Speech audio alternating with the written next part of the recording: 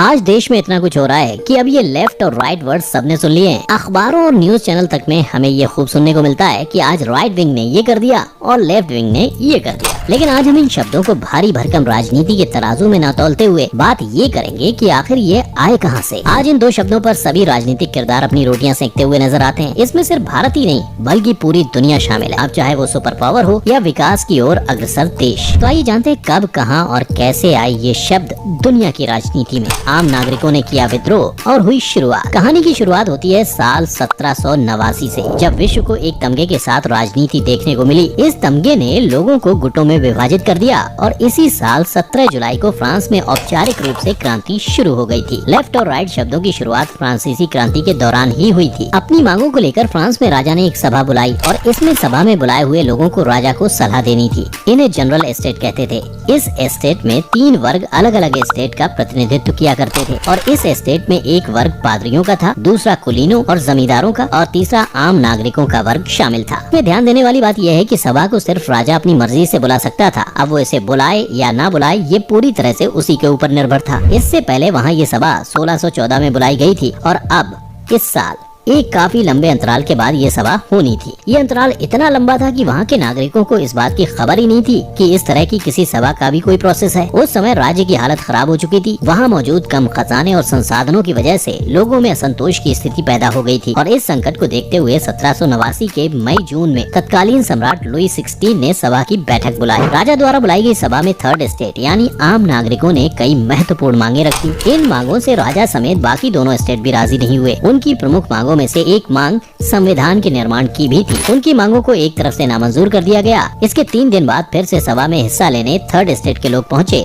तो उन्हें चारों तरफ ताले बंद नजर आए ताकि वो बैठक में हिस्सा ना ले सकें। इसीलिए वहां ताले जड़ दिए गए। इस बात से थर्ड एस्टेट के लोगों को बहुत बड़ा धक्का लगा और उन्होंने इस बात का विरोध करने का फैसला लिया। इसके लिए उन्होंने महल के परिसर को ही चुना और इसके बाद वो महल के परिसर में मौजूद राजा के टेनिस कोर्ट में इकट्ठे हो गए। इस परिसर में कुल 576 लोग मौजूद थे। उन सभी ने मिलकर इस बात की कसम खाई कि वो एक साथ मिलकर लड़ाई करेंगे। वो ये लड़ाई तब तक करेंगे जब तक कि संविधान के निर्माण की मांग पूरी नहीं हो जाती है। आपको बता दें कि बड़ी संख्या में ली गई ये मशहूर शपथ टेनिस कोर्ट ओथ के नाम से जानी जाती है। इसके साथ ही इस दौरान इन लोगों के साथ कई सारे पादरी और जमींदार वर्ग के लोग भी आकर जुड़ गए थे। अब इसके बाद हुआ ये कि राजा और उसके समर्थकों यानी फर्स्ट और सेकेंड एस्टेट के लोगों को इस मांग के सामने झुकना ही पड़ा। लिहाजा उन्होंने संविधान के निर्माण के लिए अनुमति दे दी और उन्होंने 9 जुलाई को एक कॉन्स्टिट्यूएंट असेंबली के तौर पर एस्टेट जनरल ने ही काम करना शुरू कर दिया। इस असेंबली ने 2 साल तक इस पर काम करने के बाद 9 जुलाई 1791 को संविधान पेश किया। अब मिल गया लेफ्ट और राइट का तमगा। अब होने वाली असेंबली संविधान के अनुसार होती थी, जिसमें बैठक का तरीका भी बदल चुका था। पहले राजा की अध्यक्षता में घोड़े की नाल की तरह बैठक हुआ करती थी, लेकिन अब पीठासीन अध्यक्ष राजा नहीं था तो बैठक का तरीका भी बदल गया। अब संयोगवश बैठक में अध्यक्ष के लेफ्ट में थर्ड एस्टेट यानी क्रांतिकारी लोग बैठे, जबकि राइट साइड ऐसे लोग बैठे जो ज्यादा सत्ताधारी के साथ या कठोर बदलाव के समर्थन में नहीं थे। समय के साथ धीरे धीरे बाईं ओर बैठने वाले लोगों को लेफ्टिस्ट बुलाया जाने लगा और दाईं ओर बैठने वाले लोगों को राइटिस्ट कहकर बुलाया जाने लगा। इस तरह ये 2 तमगे पैदा हुए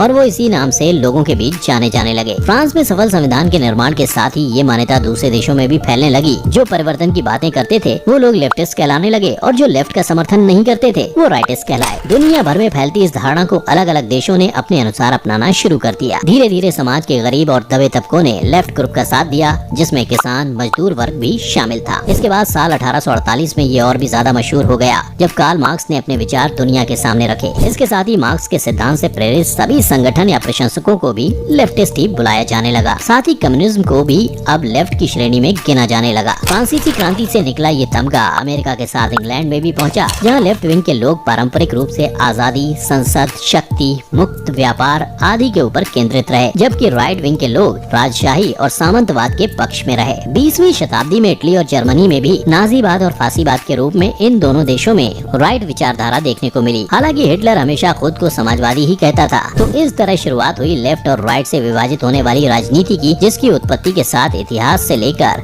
आज तक अलग अलग देशों ने अपनी सहूलियत के हिसाब से अपनाया है। इन देशों में भारत भी शामिल है। क्या आपको इनके बारे में पहले से पता था और क्या आप इनके बारे में कुछ और भी जानते हैं? हमें कमेंट में बताएं। वीडियो अगर पसंद आई हो तो इसे लाइक और शेयर करें और चैनल को सब्सक्राइब करना बिल्कुल ना भूलें।